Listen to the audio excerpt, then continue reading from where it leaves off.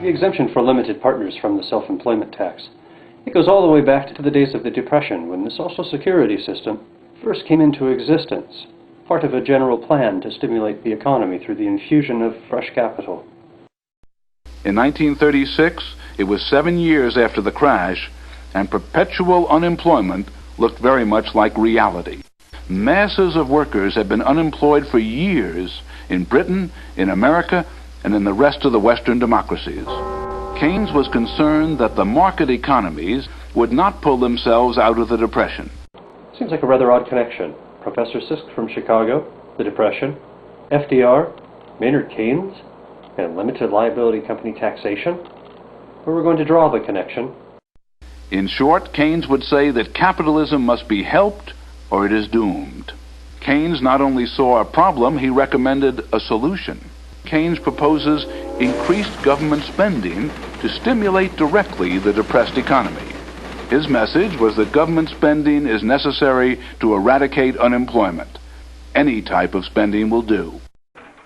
We are planning within a few days to ask the Congress for legislation to enable the government to undertake public works, thus stimulating directly and indirectly the employment of many others.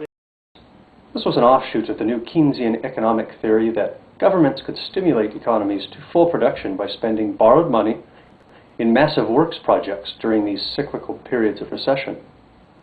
These works projects, like the WPA, the TVA, and the CCC, built our roads, bridges, and, of course, the Hoover Dam.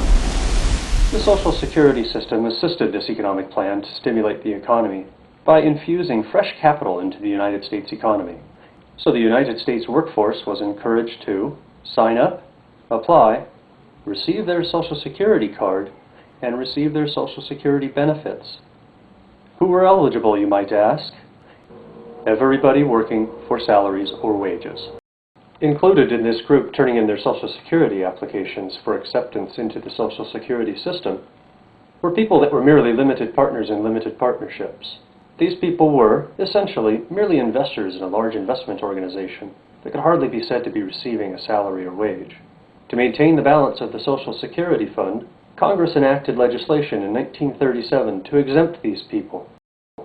And this is known as the Section 1402A13 exemption, the very section we are discussing as a business planning technique here.